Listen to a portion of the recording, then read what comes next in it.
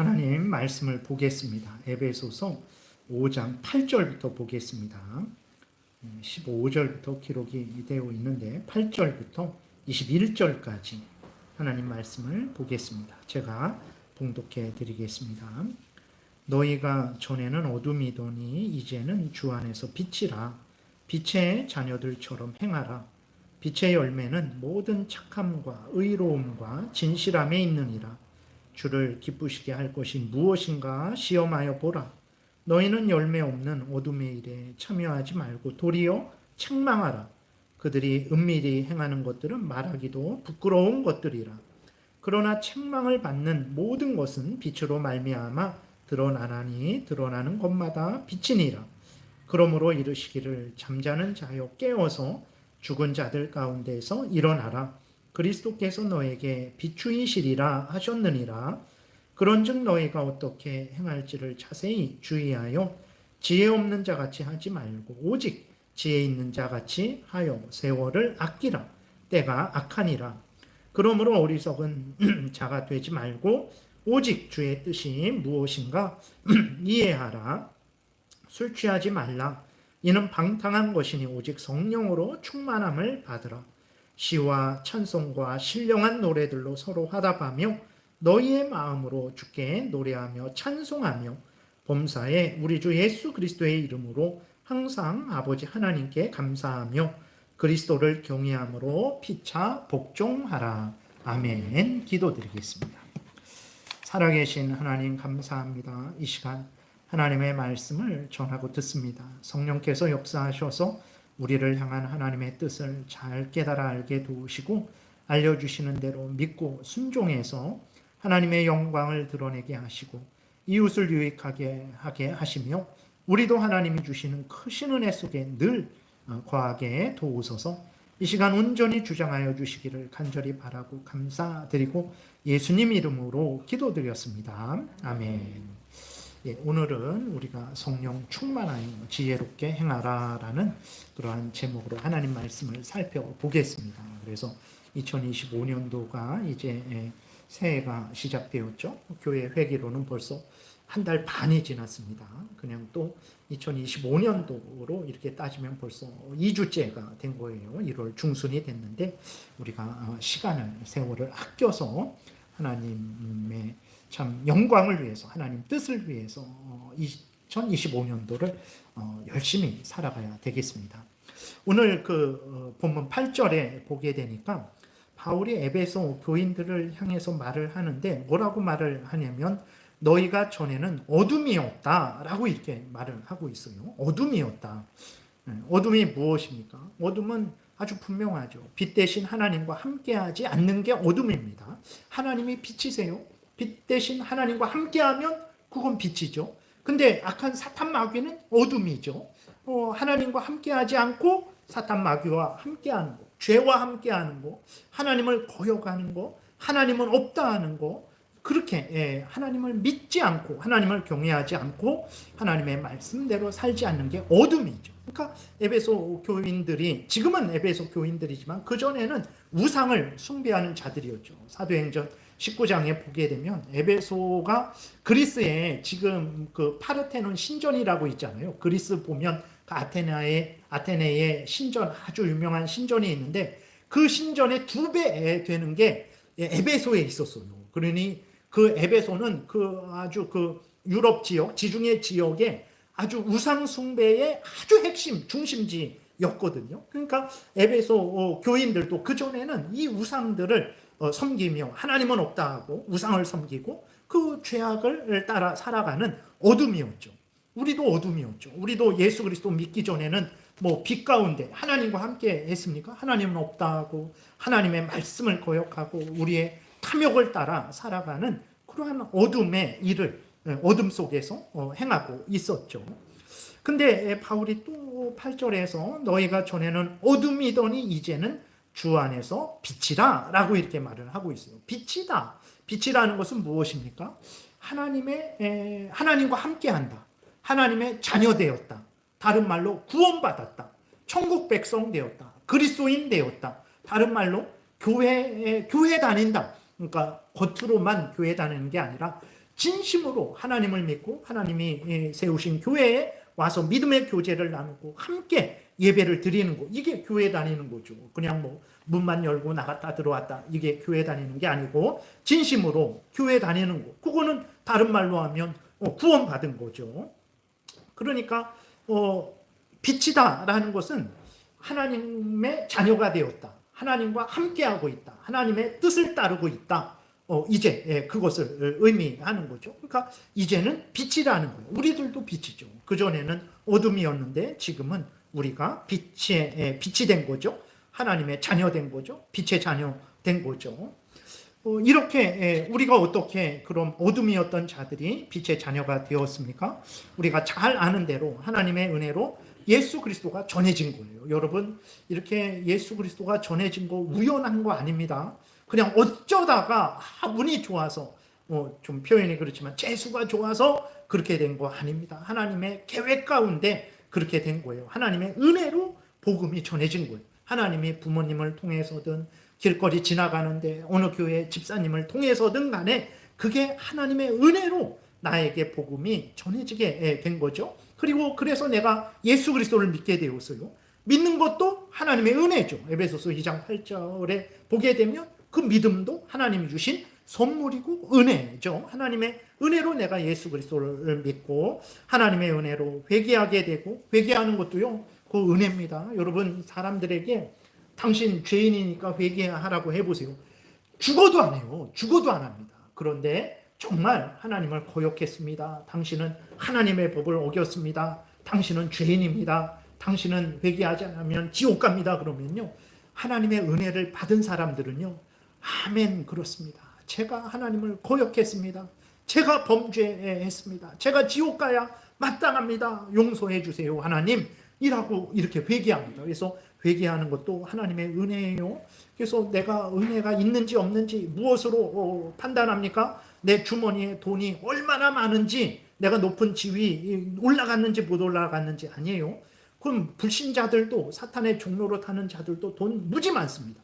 그들도 높은 지위 권세 올라가요. 막 100세까지 내가 건강하게 살 수 있는 건강도 가지고 있어요. 그럼 하나님의 은혜를 뭘로 판단하냐? 말씀드린 대로 예수 그리스도가 전해진 예수 그리스도를 내가 믿고 의지하고, 내가 죄를 싫어하고 회개하고, 이렇게 이게 그러한 마음과 그러한 말과 그러한 행동을, 삶을 살아가고 있다면 여러분들은 하나님의 은혜를 풍성히 받는 거예요.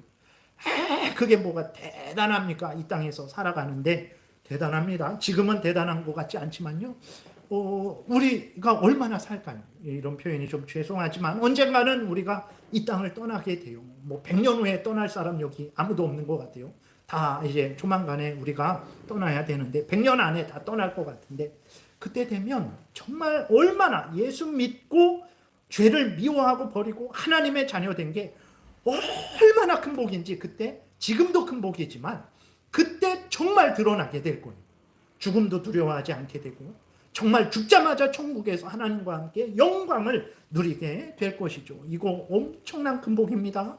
지금 그것을 깨달아 알고 기뻐하고 즐거워하고 하나님께 감사하고 하나님의 뜻대로 살아가야 되는 거죠. 그래서 우리가 어둠이었는데, 사탄의 종로로 타고 있었는데, 죄의 종로로 타고 있었는데, 지옥 형벌 받은 자였는데 빛이 되었어요.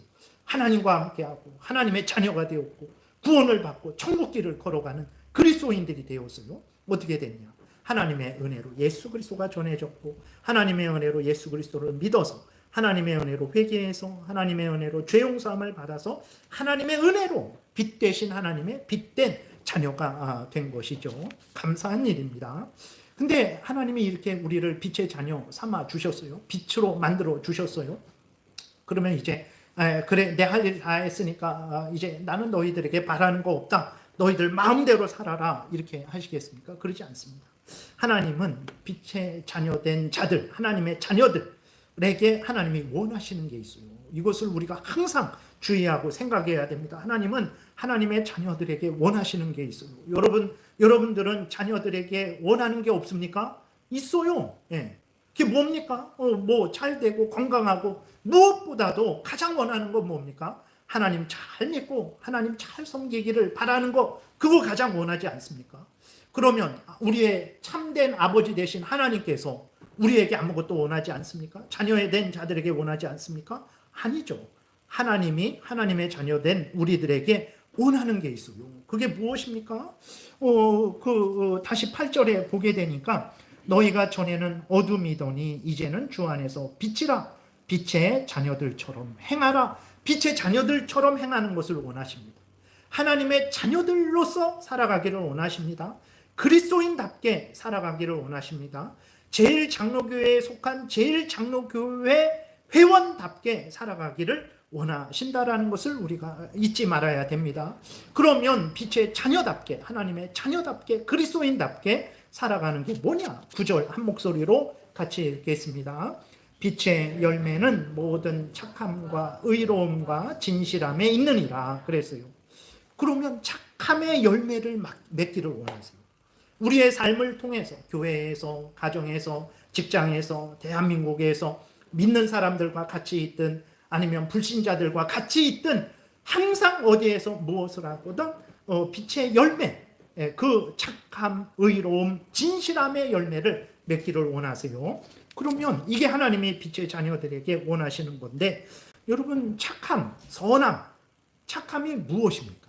한번 마음속으로 생각해 보세요. 뭐가 착한 걸까요? 아주 쉽습니다. 어렵지 않아요. 뭐가 착하냐?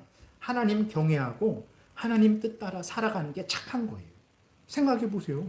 하나님, 예를 들어서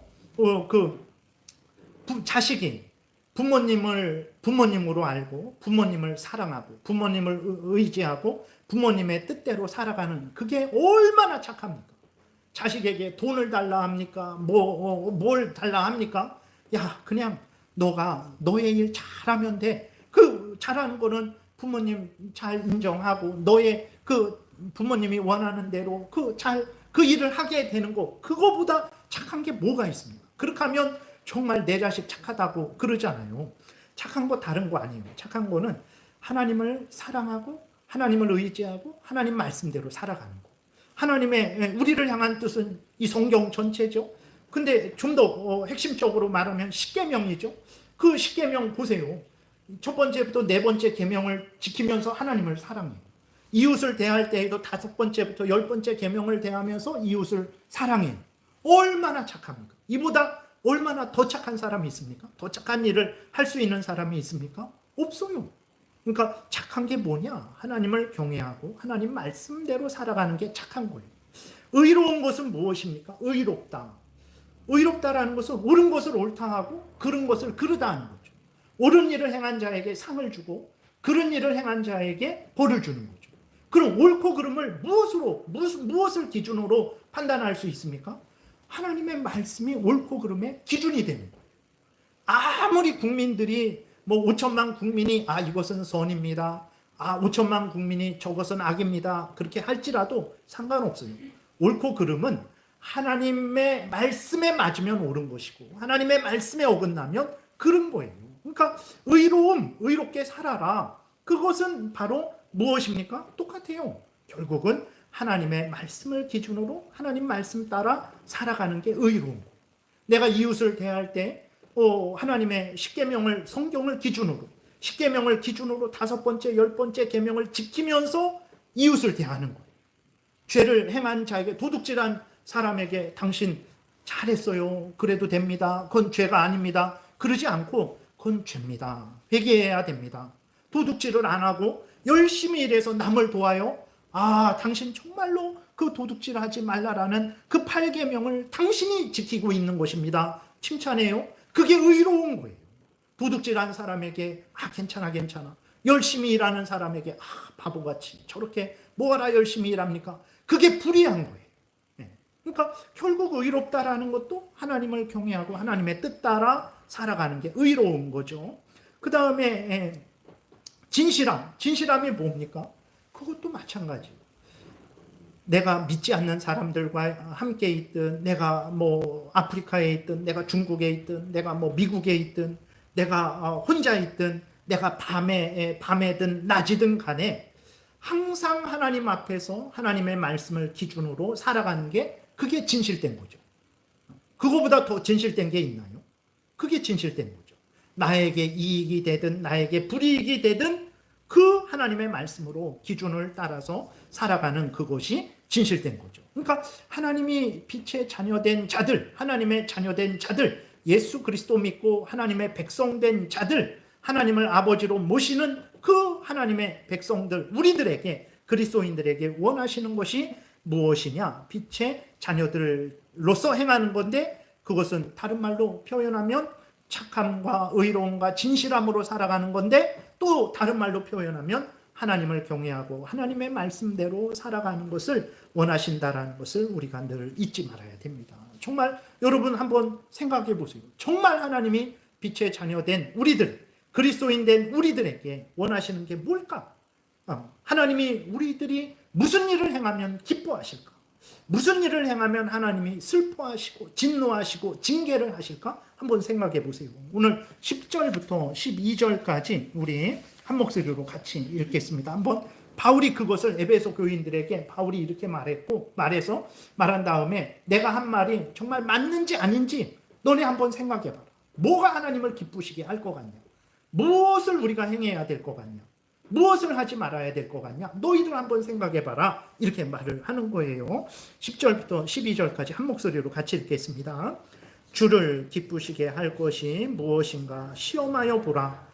너희는 열매 없는 어둠의 일에 참여하지 말고 도리어 책망하라. 그들이 은밀히 행하는 것들은 말하기도 부끄러운 것들이라.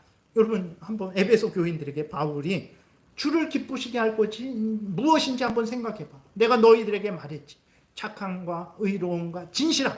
하나님을 경외하고 하나님의 말씀대로 살아가는 게 기쁘게 할 것 같냐? 아니면 그 전에 너희들이 그 속해 있었던 어둠, 사탄 마귀의 종로로 타고 우리의 탐욕의 종로로 타고 하나님은 없다 하고 그저 우리 하고 싶은 대로 살아갔던 그 삶이 그 어둠의 일을 하는 것이 하나님을 기쁘시게 할 것 같냐? 당연히 뭐 답은 너무나 분명하죠. 12절에 그 어둠의 일, 그것들은 말하기도 부끄럽지 않았냐? 그렇죠, 여러분. 옛날에는 나는 이런 죄를 졌어. 나는 저런 죄를 졌어. 자랑을 했는데 지금 돌아보면 얼마나 부끄럽습니다. 그때 그랬던 거. 그러니까 하나님이 우리를 사랑하시고 또 우리를 구원하셨는데 우리가 그 은혜에 감사해서 하나님을 경외하고 하나님의 말씀대로 살아가게 될 때 그것은 정말 하나님이 기뻐하시는 일이요, 자랑스러운 일이요, 기쁜 일이요, 정말 구원의 열매가 있는 일이라는 것을 우리가 알게 되는 거죠. 그래서 바울은 다시 한번 이제 그것을 깊이 생각하라고 합니다. 너희들 마음속에 항상 내가 행해야 될 일이 이것이지, 하나님을 경외하고 하나님의 뜻 따라 살아가는 일이지 라는 것을 항상 생각하고 그 일에 열심을 내라고 말을 하고 있어요. 14절부터 16절 우리 같이 읽겠습니다. 그러므로 이르시기를 잠자는 자여 깨어서 죽은 자들 가운데서 일어나라. 그리스도께서 너에게 비추이시리라 하셨느니라. 그런즉 너희가 어떻게 행할지를 자세히 주의하여 지혜 없는 자같이 하지 말고 오직 지혜 있는 자같이 하여 세월을 아끼라. 때가 악하니라. 그러니까 바울이 정말 내가 너희들에게 어떻게 행해야 될지 알려주지 않았냐. 착함과 의로움과 진실함으로 행하라. 다시 말해서 하나님을 항상 경외하고 항상 하나님의 뜻 따라 어디에 있든지 무엇을 하든지 어떤 형편 처지이든지 그렇게 살아라. 정말 생각해봐라. 이게 하나님을 기쁘시게 하지 않겠느냐? 에베소 교인들이 뭐라 그러겠습니까? 정말 맞습니다. 그것이 하나님의 뜻이고 그것이 하나님을 기쁘시게 할 일이고 그것이 우리가 마땅히 행할 일입니다. 그러니까 그것을 항상 생각해라. 하나님의 뜻대로 살아야 된다라는 거, 하나님을 경외하며 살아야 된다라는 것을 항상 생각하고 그렇게 살아가라는 거예요. 그것을 우리가 주일날에만 듣고 생각하면 안 됩니다. 주일날에는 공적으로 이렇게 우리가 모여서 하나님의 말씀을 듣잖아요. 이 들은 말씀을 그냥 끝하면 안 됩니다. 예배 시간 축도 끝나는 것과 동시에 끝하면 안 되고 여러분이 돌아가실 때에도 돌아가셔서 집에 계실 때에도 또 일하러 나갈 때에도 일하는 중에도 여기 있을 때에도 저기 있을 때에도 힘들 때에도 기쁠 때에도 항상 하나님의 말씀을 대로 행해야 되겠다라는 것을 여러분들이 항상 주의해서 마음에 새기고 그렇게 살아가야 되는 거예요. 이게 우리를 향한 하나님의 뜻입니다. 그래서 로마서에도 넘겨보세요. 로마서 12장 1절 2절 우리 한 목소리로 같이 읽겠습니다. 항상 하나님은요, 내가 너희들을 구원했으니 너희들은 이제 아무것도 하지 말아라 이렇게 말씀하지 않았어요. 내가 너희들을 구원했으니 내 자녀 삼았으니 너희들은 내 자녀답게 살아라 라고 말씀을 하십니다. 한 목소리로 같이 읽겠습니다. 그러므로 형제들아 내가 하나님의 모든 자비하심으로 너희를 권하노니 너희 몸을 하나님이 기뻐하시는 거룩한 산 제물로 드리라. 이는 너희가 드릴 영적 예배니라.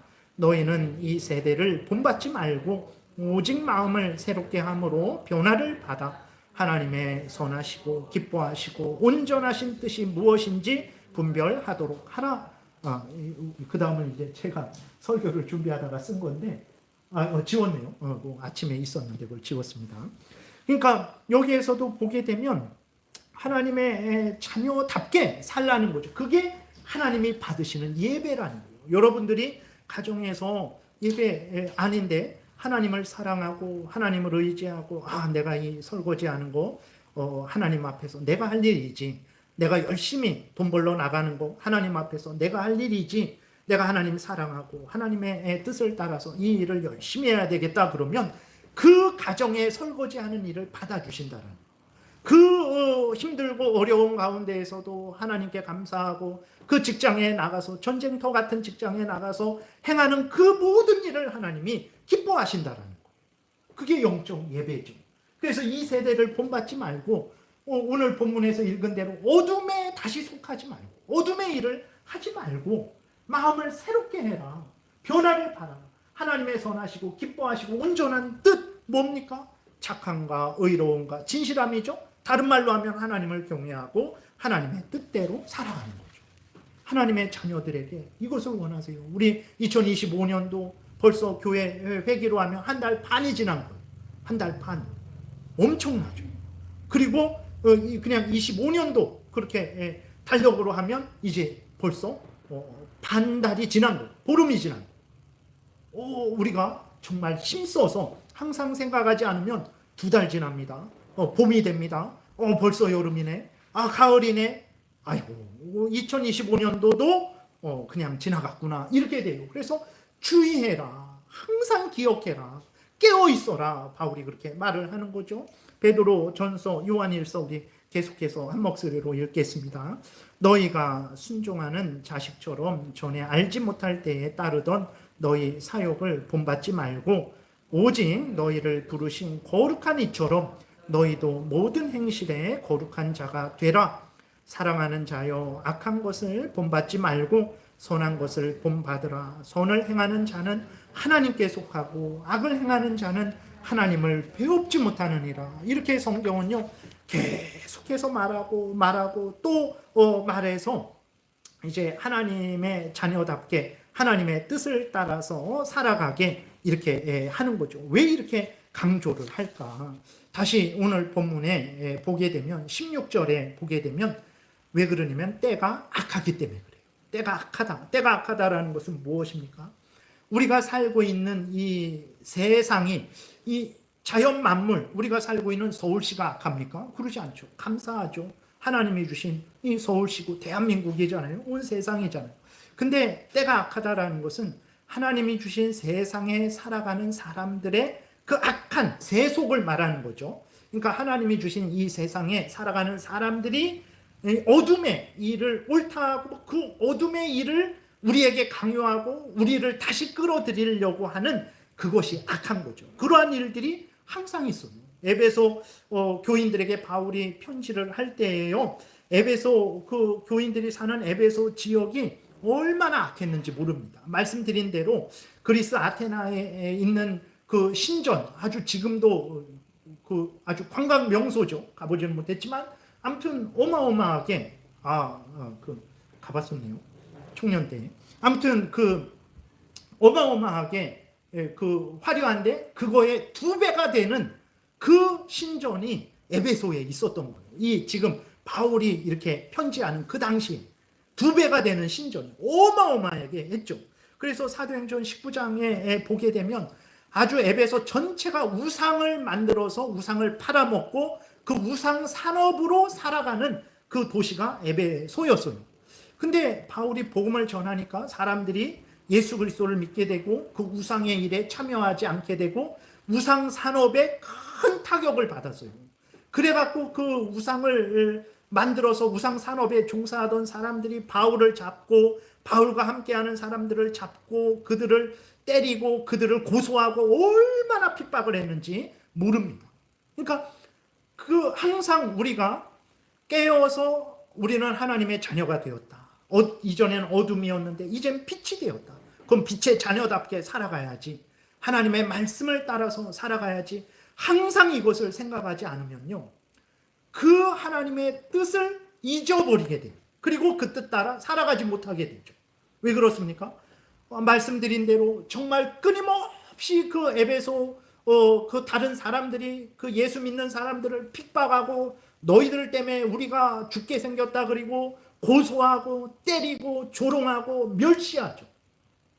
그러한 상황 속에서 우리가 항상 하나님의 뜻을 주의하고 마음에 새기고 그 뜻 따라 살아가려고 힘쓰지 않으면요, 아유 그래 그만하자, 뭐 이 땅에서 뭐 모난 돌이 정 맞는다고 그냥 둥글둥글 살아가면 되겠지 하는 마음이 우리를 지배하게 돼요.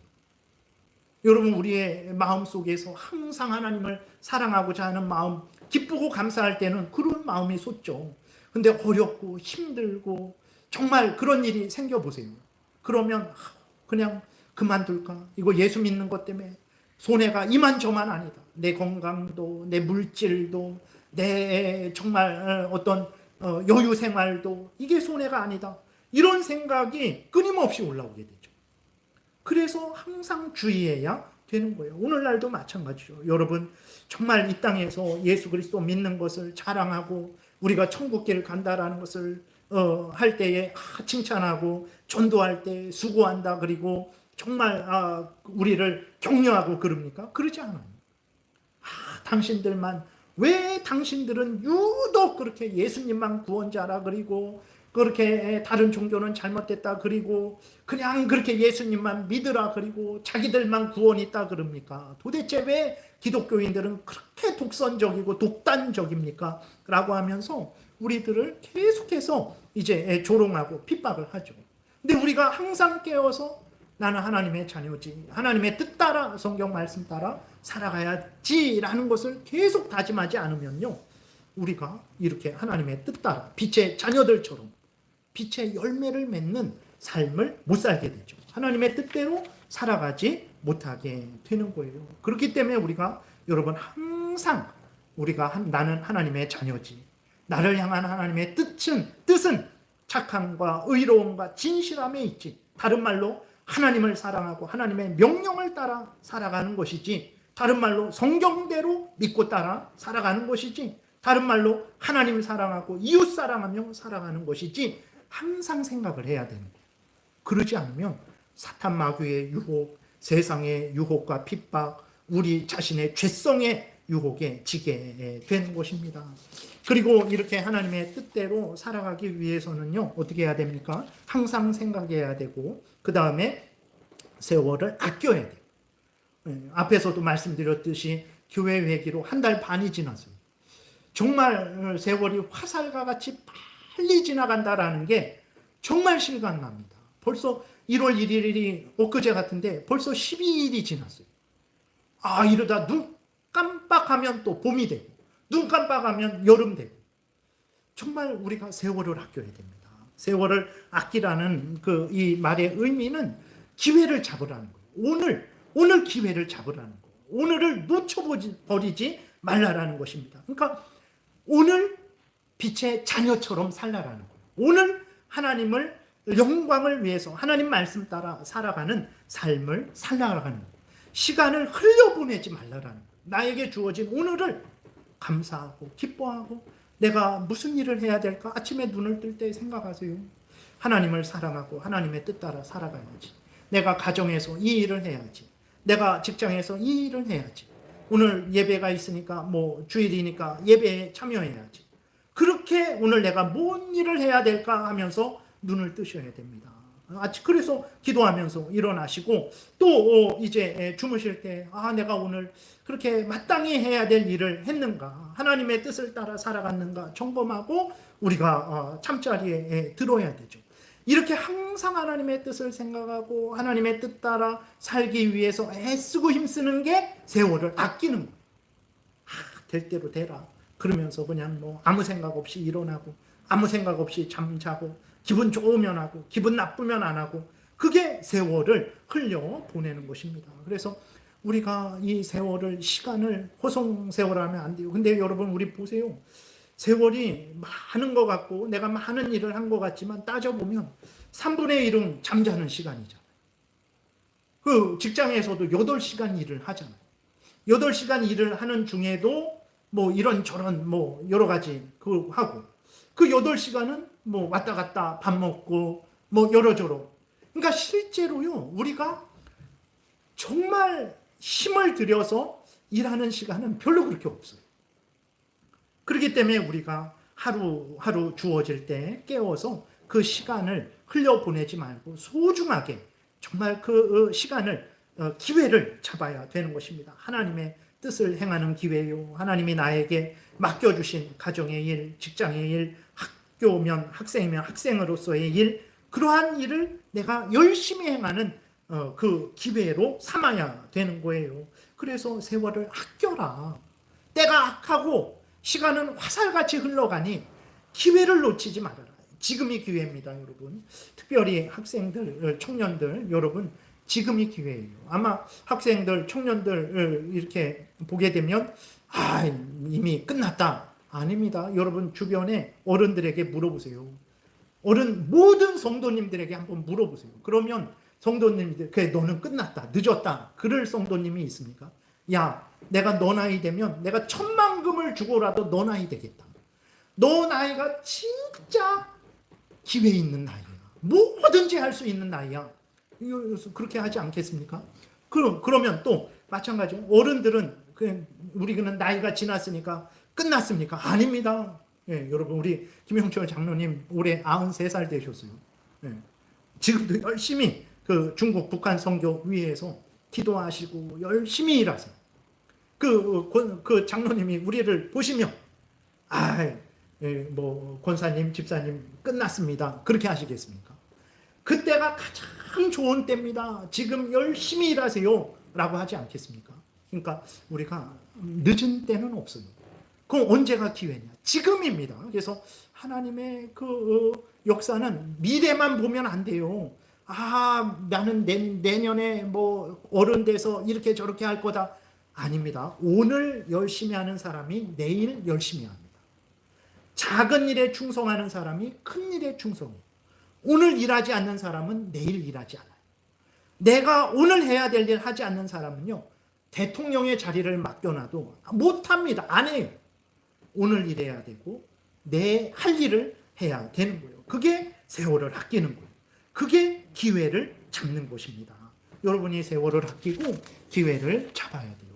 그러기 위해서는 술 취하지 말아야 돼요. 술 취한다. 저는 술 한 모금도, 한 방울도 입에 대지 않습니다. 여기서 술 취하는 것은 무엇이냐면, 여러분 술을 취하면 어떻게 됩니까? 한 잔, 두 잔만 먹습니까? 아니죠. 취할 때까지 먹어요. 취하면 어떻게 됩니까? 술이 그 사람을 지배하죠. 술의 지배를 받아요. 그러니까 술 취하지 말라. 이는 방탕한 것이니 성령 충만을 받으라. 무엇입니까? 성령의 지배를 받으라는 거. 그러니까 술 취하지 말라라는 것은 정말 술 고주망태 되어갖고 난폭하게 행동하는, 당연히 그거 안 됩니다. 그거 당연히 안 되죠. 근데 여기에서 말하는 의미는, 그러니까 술을 한 방울 입에 대지 않아도 하나님이 생각하지 않고 내 할 일 하지 않고 오늘 주어진 하루를 허송세월하고 기회를 놓쳐버리고 하나님 뜻 따라 열심히 살아가지 않으면 그게 술 취한 거예요. 술 취한 거랑 뭐가 다릅니까? 술 취해갖고 그냥 아무데나 누워서 자고 있는 사람하고, 술은 안 먹었지만 하나님 생각도 안 하고 내 할 본분 생각도 안 하고 내 할 일 하지도 않으면 술 취한 사람이랑 똑같잖아요. 그게 술 취한 거예요. 그러면 안 된다는 거예요. 생각 없이 기회를 놓쳐버리고 할 일 하지 않고 그냥 허송세월하는 그런 일 하지 말라라는 거.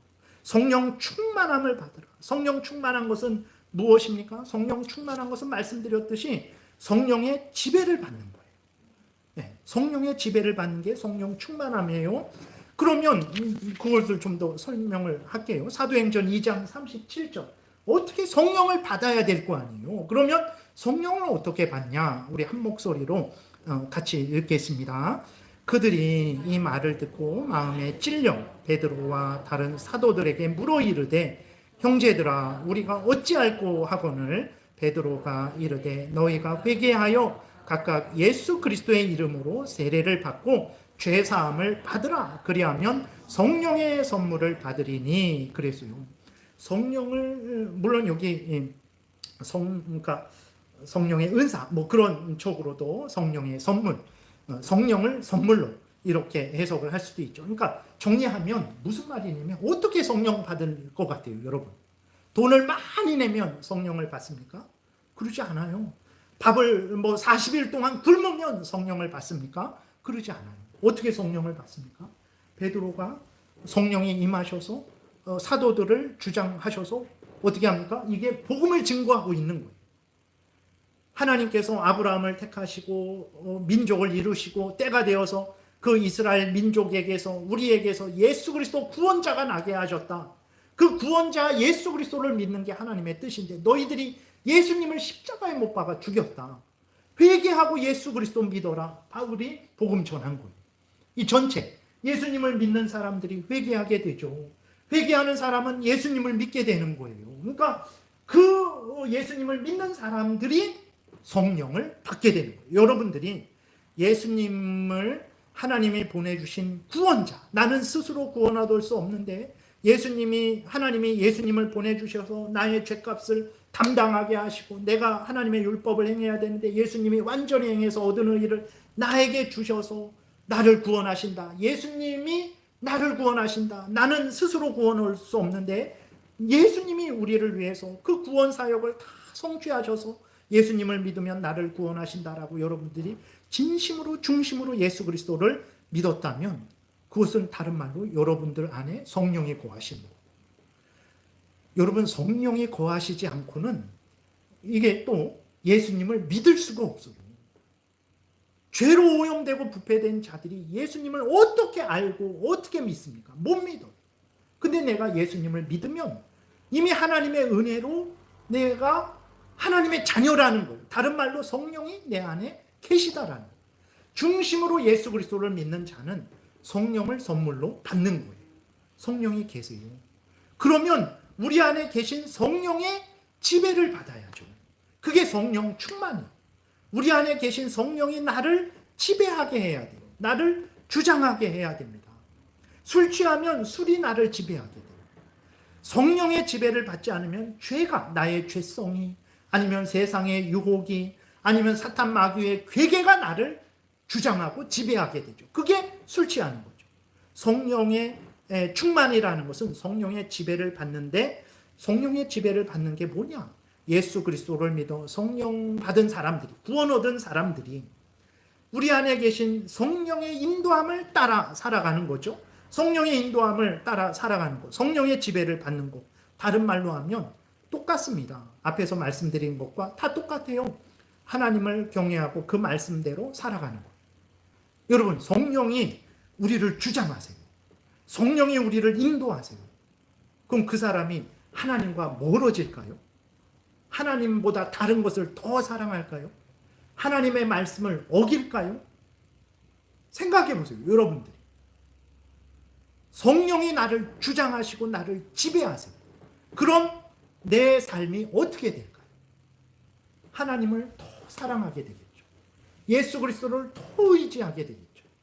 하나님의 말씀을 더 따라 살아가게 되겠죠. 성령 충만하면 하나님을 더 사랑하고 하나님을 더 의지하고 하나님의 말씀을 더 따라 살아가는 것. 앞에서 말씀드린 대로 착함과 의로움과 진실함의 열매, 하나님의 말씀 따라 살아가는 열매를 맺으려고 하는 거예요. 그러니까 성령 충만하다라는 것은 어떤 신비한 환상, 어떤 신비한 음성, 어떤 그런 게 아닙니다. 물론 그런 일이 일어나요. 근데 그게 성령 충만의 가장 큰 증거는 아니에요. 순복음교회에서 성령 받은 증거가 뭡니까? 방언하는 거예요. 여러분 방언하는 분들이 있습니까? 다 방언합니까? 그럼 성령 못 받았네요. 근데 어떻게 하나님이 참된 신인 줄 알고 예수 그리스도가 구주신 줄 알고 하나님 뜻 따라 살아가고자 하는 마음을 갖고 그렇게 살아가지 못할 때 애통하며 회개합니까? 성령을 못 받았는데. 그러니까 성령 받은 증거를 엉뚱한 것으로 하게 되니까 성령을 받았는데도 성령의 지배를 추구하지 않는 거죠. 성령 충만을 엉뚱하게 추구하는 거예요. 성령 충만이라는 것은 성령의 지배를 받는 것인데 다른 것은 다른 말로 하면 그게 뭐냐? 하나님 열심히 사랑하고 열심히 하나님 뜻 따라 살아가는 그게 성령 충만인 거예요. 그래서 여러분들이 하나님 더 사랑하려고 하고 죄를 더 미워하고 작은 죄까지도 참 아파하고 애통하고 회개하려고 하고 더 작은 일에서까지도 하나님 뜻 따라 살아가려고 한다면 그게 성령 충만한 증거예요. 그러지 않으면 아무리 하늘에서 불이 내려오게 해도 그 사람은 성령 충만한 게 아니에요. 은사는 있죠. 그런 은사는 있지만 성령 충만한 건 아니에요. 네. 요한복음 14장, 15장, 16장 성령론, 성령이 하시는 일이 뭡니까? 예수 그리스도를 죄를 깨달아 알게 하고 예수 그리스도를 구주로 믿게 하고 예수 그리스도의 말씀을 생각나게 하고 가르치게 하는 일이에요. 예수 그리스도의 말씀이 하나님 말씀이에요. 성경 말씀입니다. 그러면 성령이 충만해서 나를 지배하는데 그 사람은 하나님 성경 말씀대로 하나님 더 사랑하고 하나님 말씀 따라 살아가고 이웃을 사랑하게 되는 거죠. 이게 성령 충만한 증거입니다. 이것을 근데 우리가 술의 지배를 당하게 되면 우리 죄성의 지배를 당하게 되면 세상의 유혹의 지배를 당하게 되면 사탄 마귀의 괴계의 지배를 당하게 되면 우리가 어떻게 하나님 더 사랑하고 하나님 말씀 따라 살아갈 수 있겠습니까? 성령이 우리를 지배하게 해야 되는 거죠. 그래서 성령 충만한 증거는 반복해서 말씀드리지만 하나님 더 사랑하고 하나님 말씀 더 따라 살아가는 거예요. 그것으로 확인해야 됩니다. 성경대로 믿고 열심히 살아가고자 하면 성령께서 여러분을 주장하고 있는 거, 충만하게 주장하고 있는 거. 근데 하나님도 귀찮고 생각하기도 싫고 하나님 말씀 듣기도 싫고 하나님 말씀 순종하기도 싫고 예배 드리기도 싫고 기도하기도 싫고 그러면 그거는 심각한 상태예요. 돈은 많고 높은 지위에 있고 다 건강하고 모든 일이 형통해도 그것은 성령 충만한 게 아니죠. 위험한 상태입니다. 회개하고 돌이켜야 됩니다. 그래서 에베소서 5장만 근거로 해서 잠깐 빨리 살펴보겠습니다. 여러분들 점검해 보세요.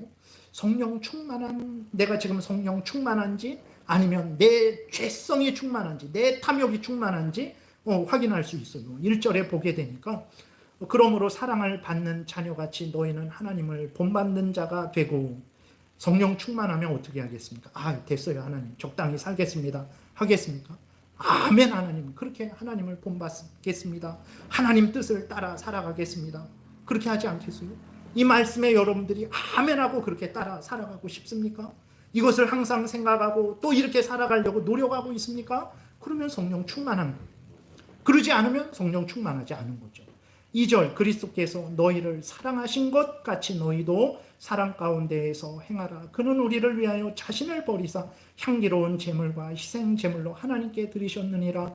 아멘 하나님. 성령 충만하면 그러겠죠. 예수님이 정말 하나님의 원수인 사탄 마귀의 종로로 타는 나를 무조건 사랑하시고 나를 위해서 십자가에 희생 제물로 드리셨는데 감사합니다. 저도 다른 성도들을 위해서 다른 사람들을 위해서 희생하고 헌신하고 사랑하겠습니다 하지 않겠습니까? 성령 충만한 증거가 여기 있는 거예요. 3절 성령 충만한 사람이 음행을 좋아하겠습니까? 더러운 것 좋아하겠습니까? 탐욕을 좋아하겠습니까? 맨날 그런 생각, 맨날 그런 말, 맨날 그런 행동 하겠습니까? 그러지 않죠. 4절 누추함과 어리석은 말이나 희롱의 말이 마땅치 아니하니 오히려 감사하는 말을 하라. 아멘 하지 않겠습니까?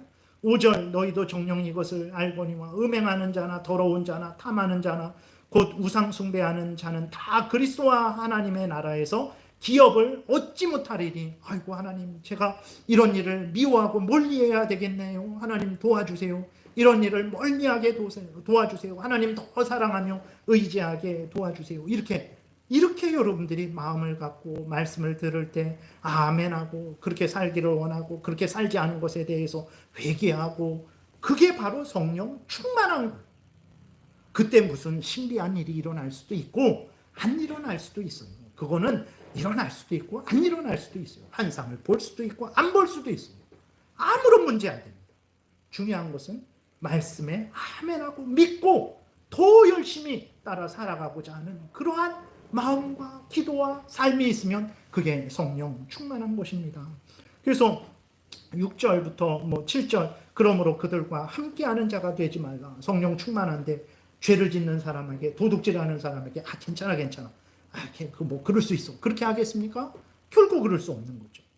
예.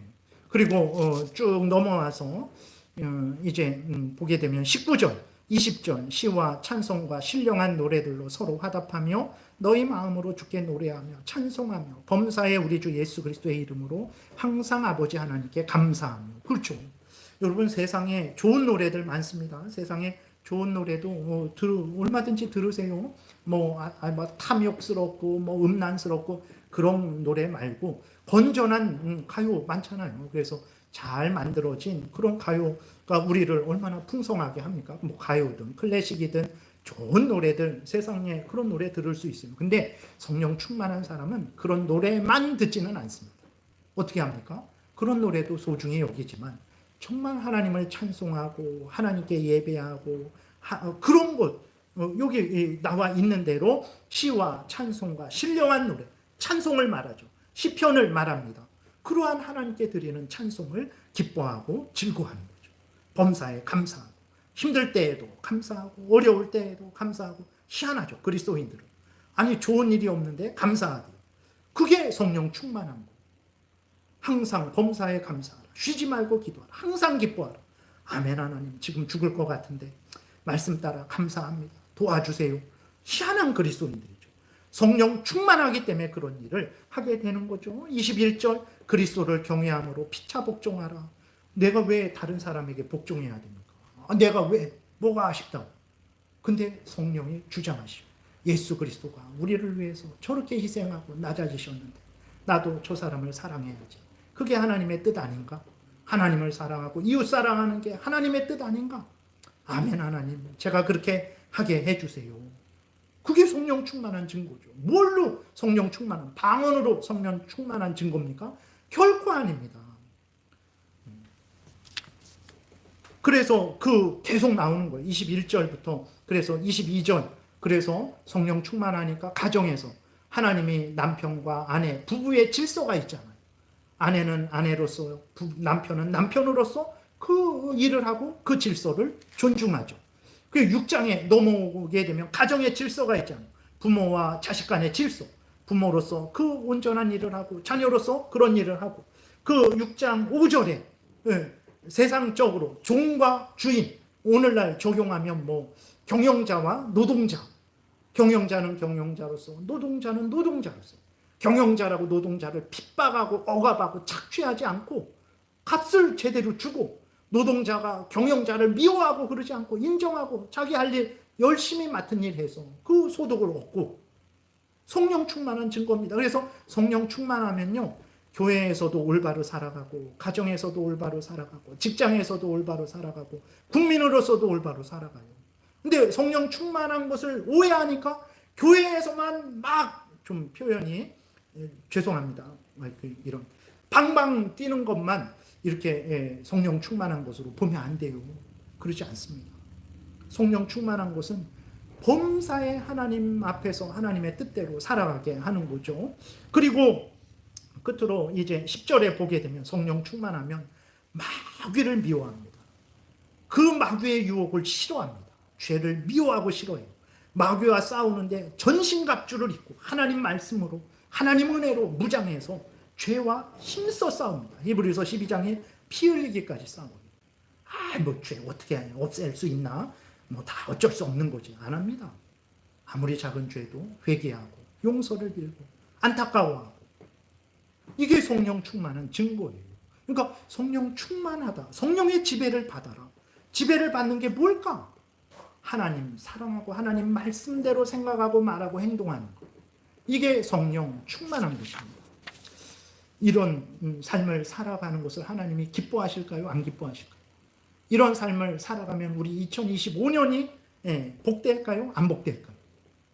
여기 바울이 너네 한번 생각해봐라. 어떻게 행해야 되겠냐? 우리가 이렇게 행해야 되지 않겠습니까? 그래서 근데 힘도 없고 지혜도 없고 잊어버리고 또 유혹당하고 넘어지고 알면서 죄짓고 모르고도 죄짓고, 그래서 또 기도하고 회개하고 은혜를 구하고, 그러면 하나님이 너는 내가 3번 봐줬는데 안 되겠다 합니까? 7번씩 70번이라도 용서해주고 다시 은혜 주시고, 얼마나 하나님이 좋고 감사합니까? 얼마나 기쁩니까? 우리가 이러한 복된 사람인데 어찌 우리가 성령 충만한 삶을 살지 않겠습니까? 어찌 우리가 이제 착함과 의로움과 진실함으로 살아가지 않겠습니까? 어찌 우리가 세월을 낭비하겠습니까? 어찌 우리가 기회를 놓치겠습니까? 우리가 항상 이렇게 때를 아끼며 살아가야 마땅한 거죠. 여러분, 이러한 2025년도를 살아가셔서 참으로 25년도 말에 정말 감사하다, 하나님 뜻대로 부족하지만 열심히 살았다 라고 고백하시는 여러분들 되시기를 바랍니다. 기도드리겠습니다. 하나님 감사합니다. 우리가 무엇이 간데 말씀을 기록하셔서 우리가 마땅히 생각할 것을 생각하고 행할 것을 행할 수 있도록 은혜를 주시는지요. 성경을 통해서 알려주시는 이 하나님의 말씀을 가벼이 듣지 말고 마음에 새기고 항상 생각하고 항상 그대로 따라서 참으로 복되고 복된 2025년도를 살아가게 도우소서. 예수님 이름으로 기도드렸습니다. 아멘.